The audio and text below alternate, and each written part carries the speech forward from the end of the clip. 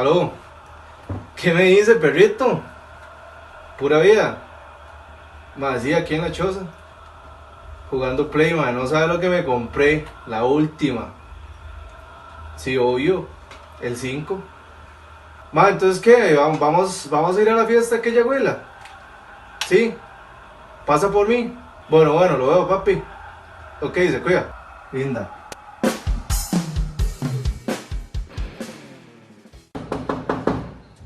Voy.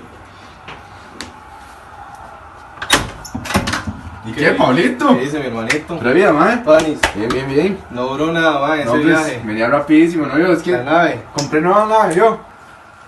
Vea lo último que hay en el mercado. Vea el que me compré yo, perro. Man, no jodas, pues está mejor. Mae, es que el que no tiene estas varas ahora. El que no tiene, no Está es nadie. feo para la El foto. que no tiene el celular Sí, de es lo nada. último, no está en nada. Pablito, Ya está ¿qué? hecho, también. ¿Cuántos años fue que cumplió usted ayer, mae? Man, no me pregunte eso. No, pues decime. 28 ya. Ay, mae, sí, ¿Usted ya. qué? ¿Cuándo No, yo cumple? voy para 21 el otro año. pero 21, y todavía está me carajillo, falta. sí, ni la barba le ha salido. Pablito, ¿qué? Vámonos, Vámonos, se están esperando esas Sí, chiquitas. esas chamacas están esperando. Vámonos, a ver qué.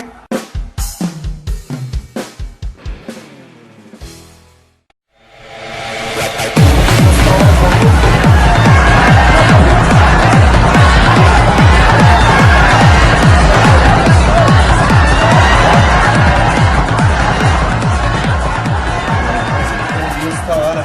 ¿Cómo estás ahora, Pablito? ¿Qué? Así es. Ya lleguemos. Sí, a esas chiquitas ahí. Vámonos. Se puede. Claro. A ver, regálame eso. ¿Y qué? ¿Andan solas? Usted decide. Ajá, están Sí. solteras. Bueno, depende. Nosotros tenemos espacio, ¿ah? Sí, vámonos, ahí yo traje el carro. Sí. Pero esta ¿qué vara. carro tiene? Ah, no, tengo un Lancer. Está fuerte, papi. Todo está vara. Interesante. No está vara. Para ver. Ah, muy bien. Ay, no, está ¿Cómo no? fuerte esa vara. Fondo, Muy fondo. fuerte. Venga, Fondo. Ma, Pablito, mejor pruebe esto, ma. No, yo con varas así Uy, no. no, esa es buenísima. Pruebe, ya. Es que mi tata y mi hermanillo dicen que esta vara es malo, madre. Ma, pero eso no hay que ver, ma. Eso ni es de sus tartas. En la Biblia dice que Jesús hizo el agua en vino, ma. No va a tomarse usted un poquillo de vino hoy. Mándese, ma. Pero eso no es Ay, vino. sí, tómatelo. Mándese, no importa. Ma, esa vara lo baja como loco.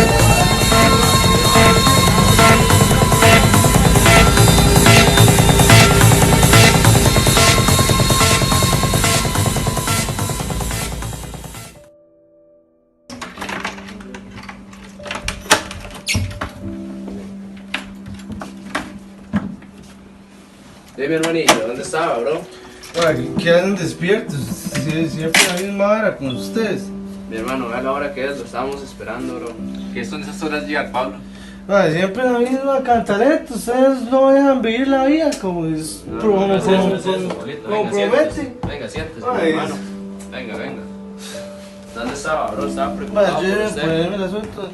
Lo hemos llamado 5 veces seguidas sin nada que Yo conteste. no sé, el teléfono no sé dónde está. ¿Dónde es la llave? Nada. Y mi hermanillo, ¿qué se tomó? Ey, los placeres de la vida. Ando disfrutando los placeres de la vida.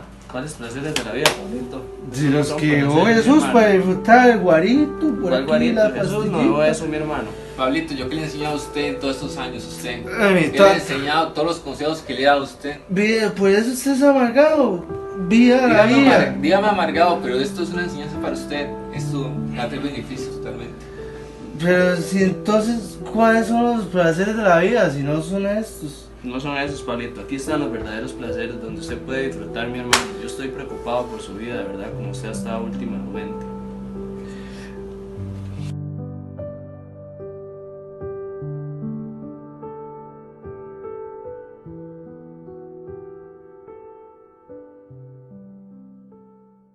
Tengan todos muy buenos días, amados hermanos, que el Señor les continúe bendiciendo.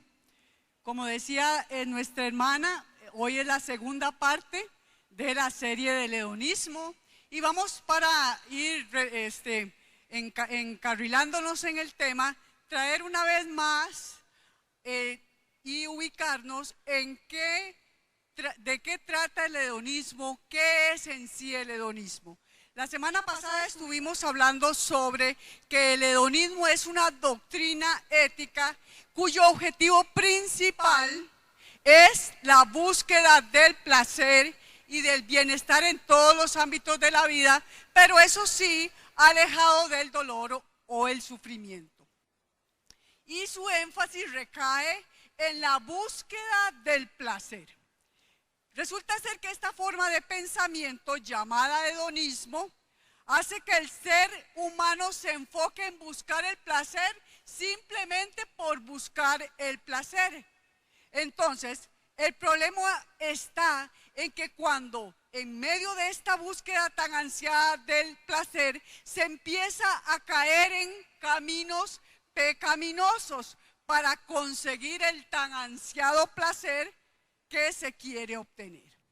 Entonces, el propósito del mensaje de hoy, amados hermanos, tiene 3 aristas. La primera de ellas es advertirnos, escuche iglesia, advertirnos acerca del peligro de quedar atrapados en las redes del hedonismo. En segundo lugar, tiene como propósito proveernos algunos consejos relevantes para que podamos discernir los engaños del hedonismo y apartarnos de los mismos con la ayuda del Señor. Y por último, invitarnos a buscar el placer genuino y verdadero que sí existe. Y les vamos a contar más adelante de qué se trata. El mensaje de hoy tiene como título el hedonismo versus el placer supremo. Entonces, para ir enfocándonos en materia, retomemos qué quiere decir la palabra placer. Cuando hablamos de la palabra placer, ¿qué se nos viene a la memoria? Bueno, dicen que es un concepto que tiene que ver con el deleite, con el regocijo que se experimenta cuando se hace alguna cosa o se termina alguna cosa o se prueba alguna cosa. Entonces, relacionamos el placer con el deleite, con el gozo, con la satisfacción, con el agrado. Por ejemplo, amados, para los amantes de la carne, para los carnívoros, ¿verdad? Qué rico un buen pedacito de carne a la parrilla, ¿verdad, hermanos? Y usted cuando le mete el mordisquito a la carne, hasta que uno siente así, ¿verdad? Que, ¡ay, qué rico! Y cuando uno termina de comerse la carnita, ¡ay, qué satisfacción siente el estómago!, ¿verdad? Eso no es rico, hermanos. Claro que es rico, es delicioso. Entonces quisiera resaltar aquí algo muy importante que nuestra hermana Elizabeth nos indicaba la semana pasada. Cuando ella nos dice que el placer en sí mismo no es malo. Porque incluso Dios dotó al ser humano para que pueda experimentar el placer. Dios mismo experimentó el placer. Cuando Dios termina la obra de la creación, dice la palabra que el Señor, yo me imagino, se detuvo así y miró y dice la palabra que Él dijo, y vio Dios todo lo que había hecho. Y he aquí que era bueno en gran manera. Yo me imagino que el Señor estaba extasiado, ¿verdad? Con un regocijo, con una alegría, con un éxtasis por la obra que acababa de terminar. Dios experimentó placer. Por eso es que nuestra hermana nos decía que el placer en sí mismo no es malo. ¿Cuál es el problema con el placer, amados? El problema con el placer es que usted y yo estamos en una naturaleza caída, en una naturaleza de pecado, que todo lo que toca lo echa a perder. ¿Ah? Así somos. Así somos. Entonces el placer que Dios había creado para bendecirnos se ha corrompido por el pecado que hay en nosotros. Ha sido echado a perder. Y la palabra del Señor nos suministra una definición muy interesante acerca del placer.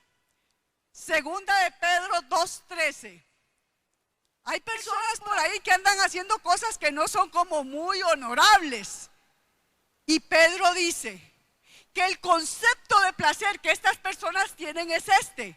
Su concepto de placer es entregarse a las pasiones desenfrenadas en pleno día. O sea, ni siquiera discretos, ¿verdad? A la luz del pleno día donde todos los puedan ver. ¿Qué nos quiere decir el apóstol Pedro con esto de pasiones desenfrenadas? Bueno, algunas connotaciones que encontré con respecto a la frase pasiones desenfrenadas. Dice que es una falta de contención y de moderación en las pasiones. Dice que es como quitarle el freno a un caballo, ¿verdad? Lo que todos decimos, se desbocó el hermanito. ¿Ah?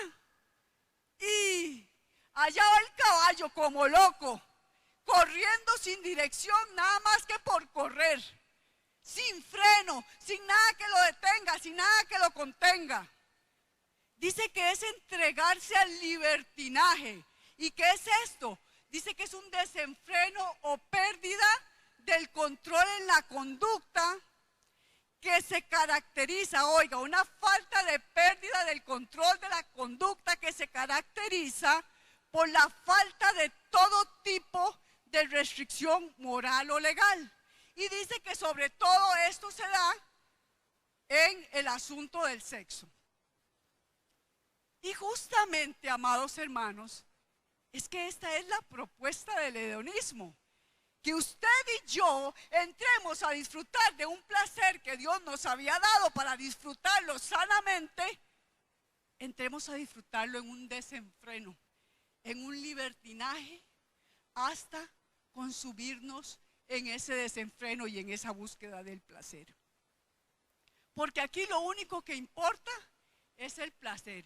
Es que yo pueda experimentar placer, es mi placer. Me importa poco lo que Dios diga, me importa poco si yo tengo que usar a Joseph o si tengo que usar a cualquiera de ustedes para obtener lo que yo quiero y lo que yo necesito que me produzca placer. Todo eso queda relegado a nada con tal de satisfacerme yo mismo. Por ejemplo, amados, ¿y saben qué es lo más peligroso de esto? Cuando la gente va en búsqueda del placer y por el placer, que sin darse cuenta poco a poco se van deslizando para caer en una red que los va a atrapar, de la cual después no van a poder salir o no les va a ser tan fácil salir si la luz de Cristo no los alumbra. Por ejemplo, amados, cuando la persona ingresa a probar las drogas, como veíamos los muchachos, ¿verdad? Por obtener placer. Viera, fulanito. Usted se hace un purito de esos y usted empieza a caminar en las nubes. Y usted tiene unas sensaciones y es un placer, es una cosa que usted siente ahí, qué bueno. ¿Ah? Y mucha gente entra por esto, por buscar a ver qué placer. ¿Qué es lo que se experimenta? Pero resulta ser que con lo que empezó, al mes, a los 2 meses ya no le satisface. Entonces tiene que buscar algo mejor para satisfacer ese deseo de placer. Y así va de una en otra y se convierte aquello en un círculo vicioso y cuando se ve está atrapado, totalmente atrapado en una red de la cual no se puede desatar. Si te sientes bien, hazlo. Ese es un gran postulado del hedonismo. Si te sientes bien, hazlo. ¿Cuál es el problema con el hedonismo, amados hermanos? ¿Cuál es el gran problema con este señor? Escuche bien, iglesia. El gran problema del hedonismo es que sumerge al ser humano, nos sumerge en una búsqueda por la satisfacción de nuestras necesidades. ¿En dónde? En fuentes ajenas a Dios. nos sumerge, nos dice, usted puede encontrar la satisfacción de sus necesidades en esto, en aquello, en lo otro, pero nunca nos dice que lo podemos encontrar en Dios. Nos impulsa a buscar la satisfacción de nuestras necesidades en fuentes ajenas a Dios. Y traemos en este momento a colación las palabras del profeta Jeremías. En Jeremías 2:13, el Señor le dice a su pueblo a través del profeta. Por favor, hermanos, 2:13 de Jeremías. Pues mi pueblo ha cometido dos maldades. Me ha abandonado a mí, la fuente de agua viva, y ha cavado para sí cisternas rotas que jamás pueden retener el agua. Dos pecados ha cometido mi pueblo. Me han abandonado a mí, la fuente de agua viva, y ha cavado para sí cisternas rotas que, ¿qué dice el profeta? Jamás pueden retener el agua. Recordemos que Israel vivía en zonas sumamente áridas y que el agua era vital. Siempre ha sido vital, pero en zonas áridas el problema todavía se vuelve más álgido. Entonces cavaban cisternas, construían cisternas, o sea, como pozos, como abastecimientos para acumular agua ahí. Resulta que las cisternas tenían varios problemas, por lo menos dos muy serios. Una, que se agrietaban, ¿verdad? Es como cuando nosotros las señoras tenemos guardadito algo por ahí y resulta que no nos habíamos dado cuenta que tenía un huequito el tarrito en que lo guardamos, ¿verdad? Y cuando llegamos a buscar aquello que estábamos necesitando, y ay, ¿qué pasó? Resulta que se escurrió por un huequito, ¿ah?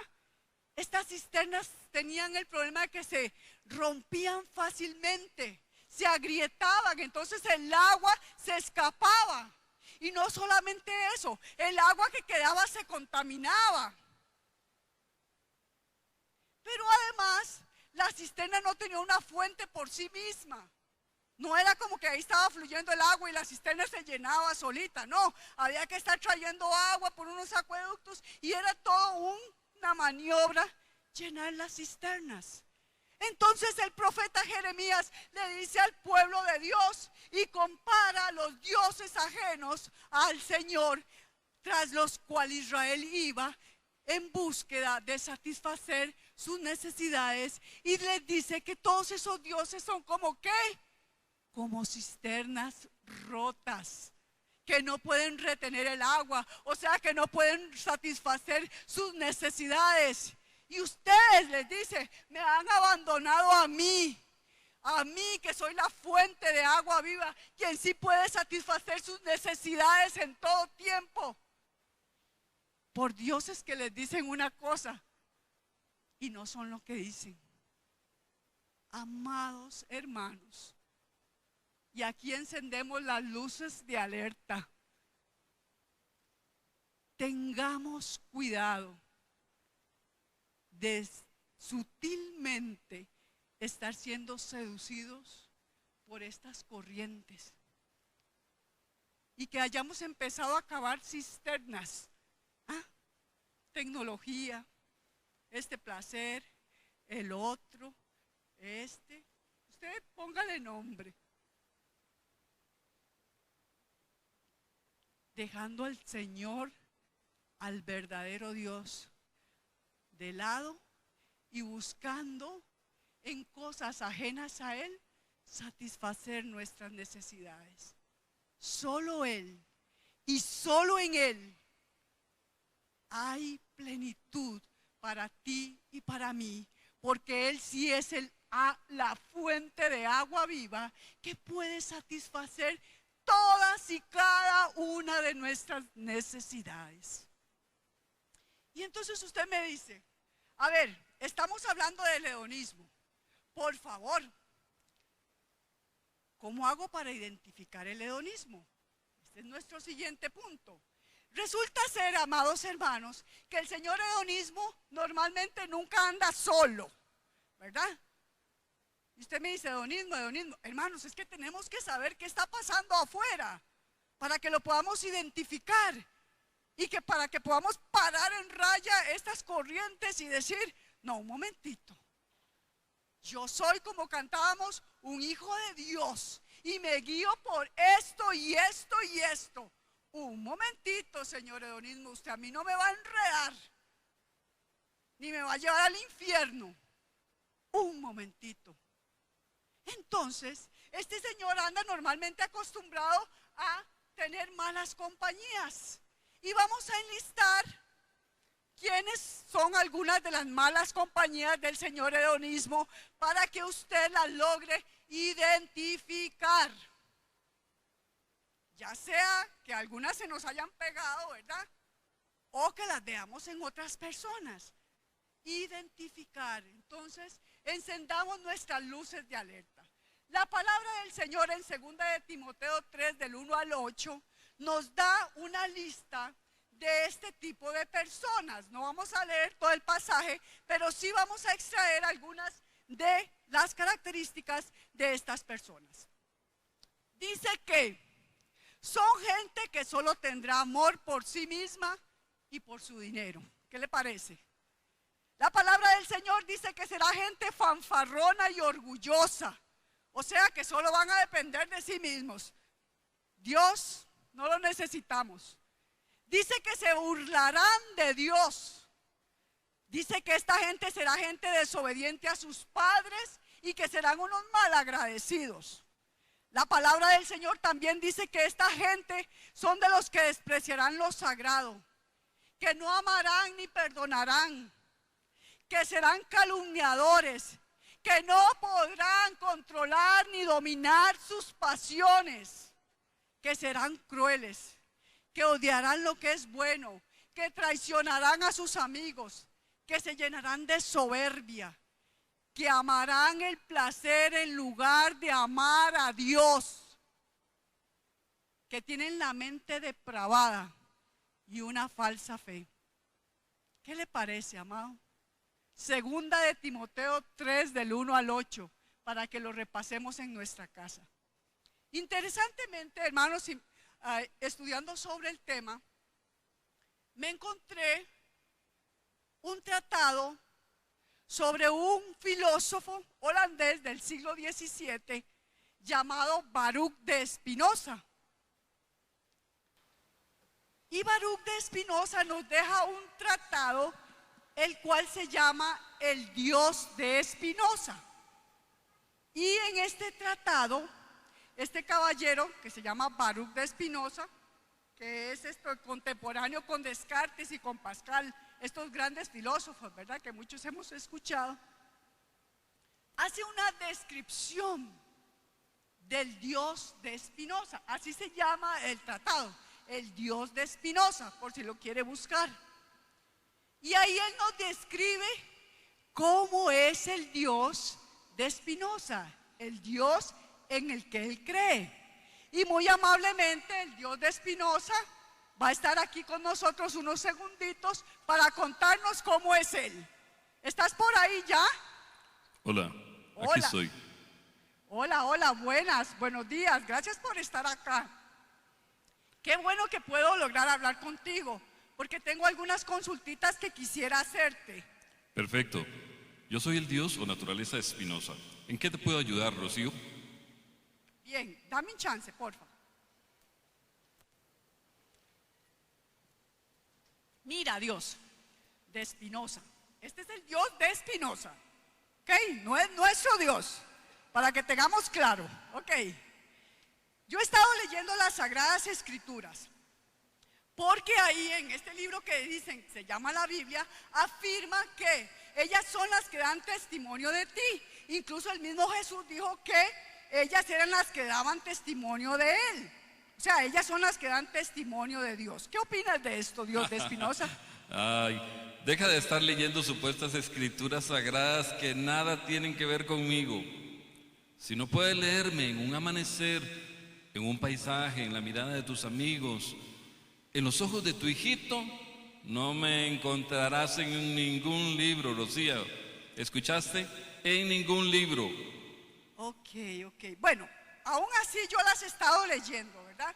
Yo las he estado leyendo porque ellas me motivan a cumplir una serie de mandamientos y de leyes.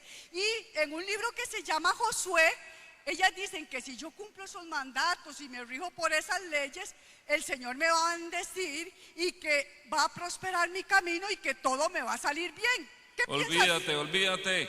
¿Ah, cómo? Olvídate de cumplir cualquier tipo de mandamiento. ¿Sabes qué? De cualquier tipo de leyes. Esas son solamente artimañas para manipularte, para controlarte, que solo crean, ¿saben qué? Culpa en ti, Rocío. Wow. Bueno, entonces, ahora que dices culpa, hablando de la culpa, tengo entendido, según lo que he leído también ahí en un libro que se llama Romanos, que todos somos pecadores, que no hay ni uno solo justo y que todos necesitamos arrepentirnos y reconciliarnos contigo. ¿Cómo es esto? Deja de pedirme perdón. No hay nada que perdonar. Tranquila. Si yo te hice, yo te llené de pasiones, de limitaciones, de placeres, de sentimientos, de necesidades, de incoherencias, de libre albedrío. ¿Recuerda? ¿Cómo puedo culparte si respondes a algo que yo puse en ti? Ok, entonces voy entendiendo. Lo que me quieres decir es que yo puedo hacer todo lo que quiera libremente sin restricciones. ¿Eso es? Claro, ya entendiste, sí. Te he hecho absolutamente libre. No hay premios ni castigos, no hay pecados ni virtudes. Nadie lleva un marcador en esto, un libro, nada. Nadie lleva un registro. A ver, aquí me surge una gran duda, porque este libro que yo he estado leyendo me garantiza una vida eterna, pero esta vida que tú me ofreces así, en esa super libertad, me da miedo porque al rato me pierdo de la vida eterna e incluso me puedo ir hasta el infierno. Ay, Rocío, esta vida no es una prueba, no es un examen ni un escalón. Ni un paso en el camino, ni un ensayo, una prueba, un examen, no. Ni un preludio hacia el paraíso, no. Esta vida es lo único que hay aquí y ahora, y lo único que ocupas. En cuanto al infierno, el cielo o el infierno son creados por el ser humano en esta vida, Rocío. Eres absolutamente libre para crear en tu vida un cielo o un infierno. Escoge. ¿Crees que podría yo crear un lugar para quemar a mis hijos amados que se portan mal por el resto de la eternidad? ¿Qué clase de Dios podría hacer esto? Ok, entonces esto cada vez se pone más bonito. Quiere decir que yo no tengo nada de qué preocuparme ni nada de qué tener miedo. Exacto. Deja de tenerme tanto miedo, repito, no me tengas miedo. Yo no te juzgo, ni te critico, ni me enojo nunca, ni me molesto, ni te castigo. ¿Sabes qué, Rocío? Recuerda esto. Soy puro amor. Soy puro amor. Ok, bueno, muchas gracias, Dios de Espinosa, muy amable por regalarnos estos segundos acá. Este es el Dios que nos vende el hedonismo, amados. ¿Qué le parece?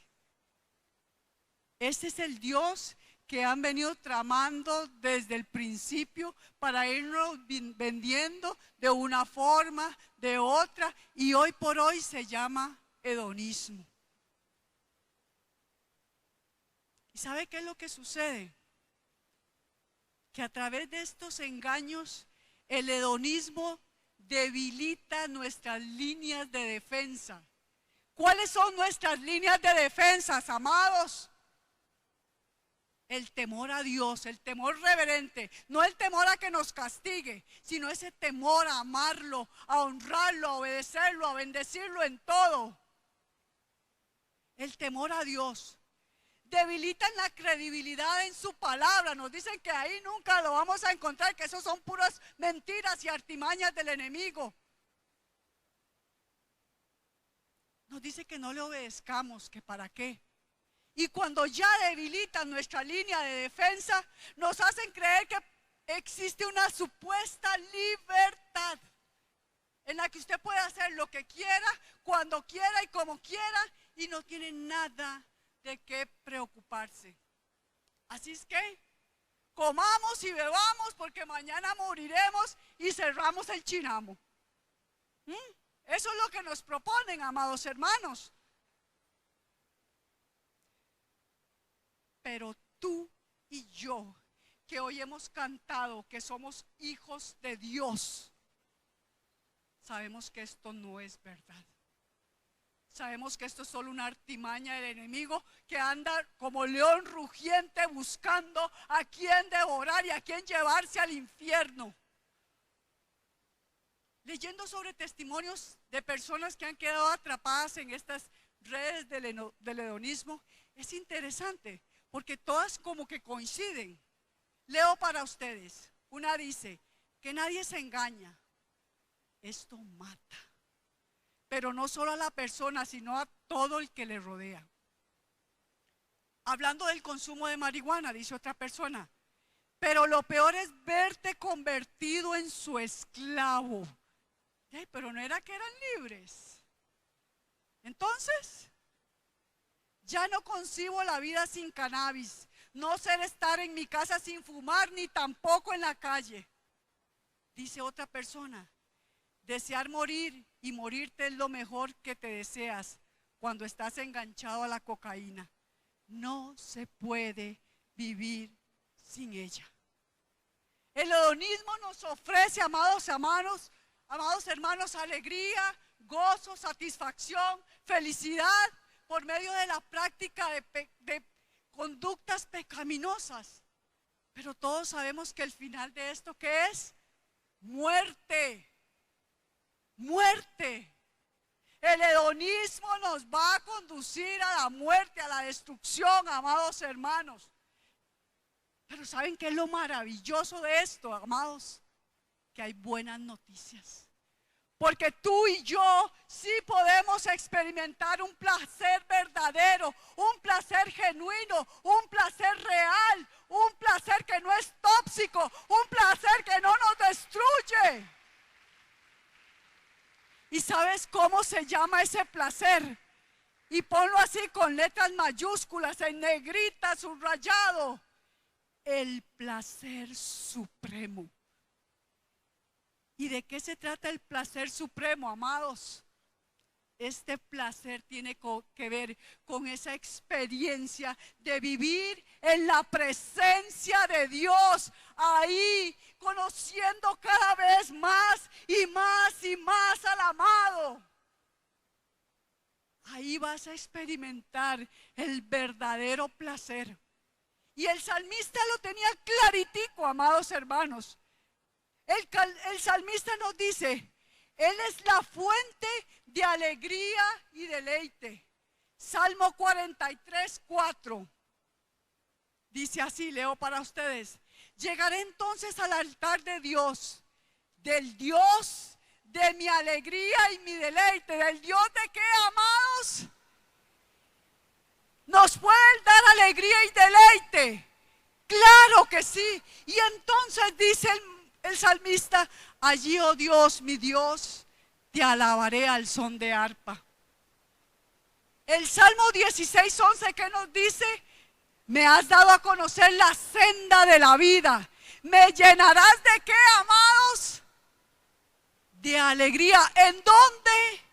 En tu presencia. Ahí puedes disfrutar del placer supremo en su presencia y de dicha eterna a tu derecha. Él es quien nos da satisfacción, dice el Salmo 63, 5. Tú me satisfaces más que un suculento banquete. Te alabaré con cánticos de alegría. Y ahora, mientras estaba ahí sentada, amados hermanos, y no lo tenemos aquí, traía a memoria el Salmo 23. Y el Señor me dice, yo aderezo mesa para ti delante de tus angustiadores. Cuando estamos ahí en la desesperanza, en el dolor, en la tristeza, Él nos adereza mesa. ¿Para qué? Para darnos en medio de nuestra situación, consuelo, paz, gozo, fuerzas, nueva esperanza delante de nuestros angustiadores. Están ahí, la prueba está ahí, el dolor está ahí, la enfermedad está ahí, la tristeza está ahí. Pero Él adereza delante de ti un banquete. ¿Para qué? Para darte consuelo, para darte paz, para traer deleite en su presencia. Entonces sí existe el placer supremo, pero solo ahí, en su presencia, amados hermanos. Les decía a los hermanos anoche, es que en esa presencia,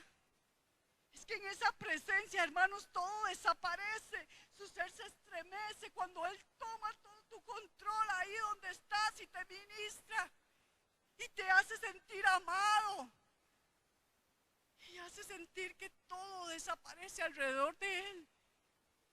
Es que, hermanos, no hay placer que se pueda comparar con ello. No existe, amados hermanos.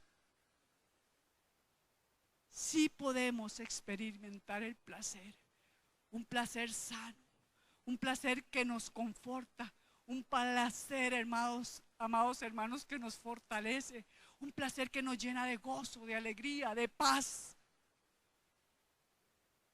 Muchos pueden pensar que vivir conforme a lo que la Biblia dice es una vida aburrida, sin placeres, llenos de restricciones y prohibiciones. A muchos nos ha pasado eso por la mente. ¡Qué mentira del diablo! ¡Otra mentira!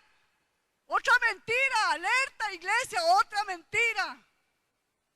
Porque en Él sí podemos experimentar placer. Él es la fuente verdadera del placer. Él no nos promete un placer momentáneo. No. Él nos promete un placer eterno, permanente, delicioso, deleitoso, que conforta tu alma, que trae paz, que trae alegría, que trae nuevas fuerzas. Ese es nuestro Dios.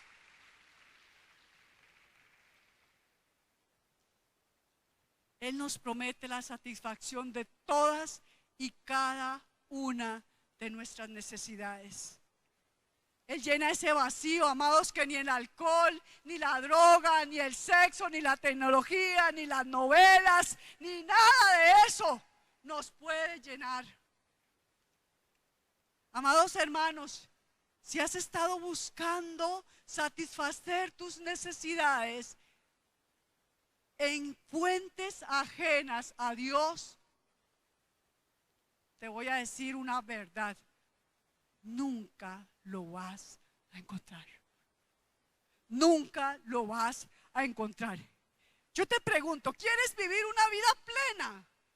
¿Quieres vivir una vida plena? Solo en Cristo podemos obtener la plenitud de vida, porque Él nos lo ha prometido.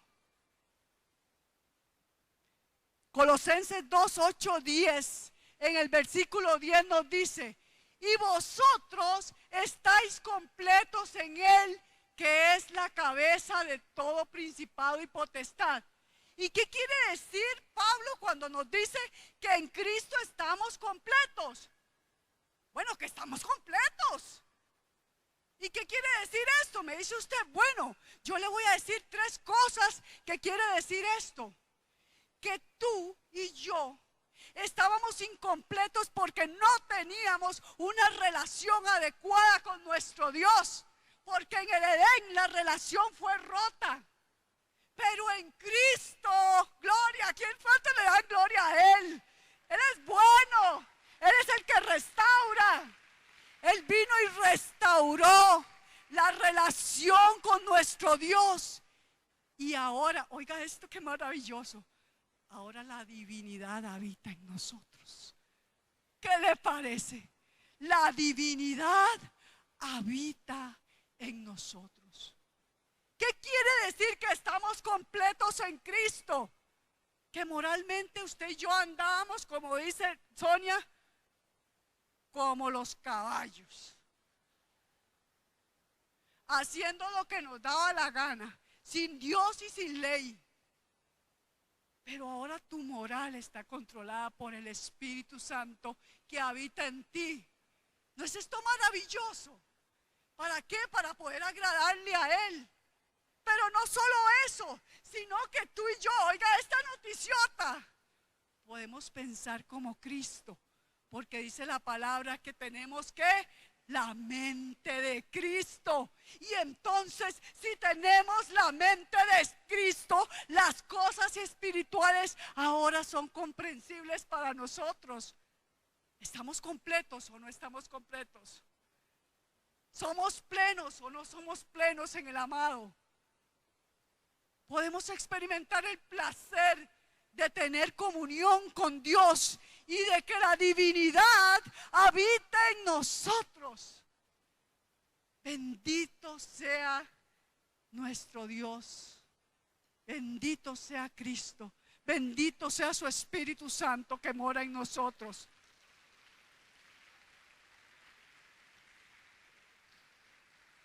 Amados hermanos, con razón ha afirmado el apóstol Pablo en Filipenses 3, 7, 8, y parafraseo para no leerlo: todo lo que yo era, todos mis títulos, todo mi trabajo, todo mi carro, mi casa, todo eso no tiene valor alguno si lo comparo con la excelencia de conocerlo a Él.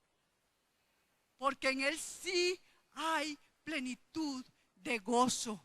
En Él sí hay delicias a su diestra. Él sí nos promete un placer seguro, un placer que nos va a hacer cada día mejores. En Él sí hay placer. Para concluir, amados hermanos, el hedonismo sin duda es, como dijo el apóstol Pedro, una filosofía vana y engañosa que sigue tradiciones humanas y que va de acuerdo con los principios de este mundo y no conforme a Cristo. ¿De qué hemos hablado hoy, hermanos? ¿De quién? Del hedonismo. Del hedonismo. Hemos visto las conductas, hemos visto los comportamientos, hemos visto lo que creen de ellos de Dios. Cuando te topes con esto, que se te enciendan las alertas, que seas capaz de decirle: un momentito, usted a mí no me va a enredar. Un momentito, yo no voy a ser su víctima. El hedonismo nos ofrece obtener felicidad y placer a través de la práctica de pasiones y conductas pecaminosas. Pero todo esto, como dijo el de Eclesiastés, es vana ilusión. Al fin de cuentas, el ser humano no sacia su sed de placer, y esta sed de placer se vuelve su propia cárcel. El hedonismo al final del camino te da desencanto, te da tristeza, te da amargura, te da frustración. Son algunas de las cosas que Él tiene preparadas para nosotros al final del camino. Pero existe, ¿qué, amados? El placer supremo. Este que es genuino y que no es una vana ilusión. Y es ahí, amados hermanos, a sus pies. Es ahí en su presencia donde tú y yo podemos obtener el gozo, la paz, la alegría, el consuelo, el ánimo, la esperanza, las nuevas fuerzas. Ahí, en su presencia. El hedonismo y el placer supremo se contraponen. Juan lo tenía muy clarito cuando él dice en Juan 10:10, el ladrón, o sea, Satanás, es decir, el hedonismo vestido. Ahora Satanás se puso un vestido que se llama hedonismo. ¿Ha venido para qué, hermanos? Para robar, para matar, para destruir. Para eso ha venido esta corriente filosófica de hoy en día. Pero yo, nos dice el amado, Nos dice nuestro Dios que nos ama intensamente. Yo he venido para que tú tengas vida, y no cualquier tipo de vida. Vida en abundancia, vida en abundancia, vida en abundancia es lo que Él está prometiéndonos hoy, lo que nos ha prometido desde que llegamos a sus pies. Vida en abundancia. Eso es lo que Él tiene preparado para ti y para mí. Un banquete lleno de vida abundante, amados. ¿A dónde? En su presencia. Puestos de pie, amados, por favor.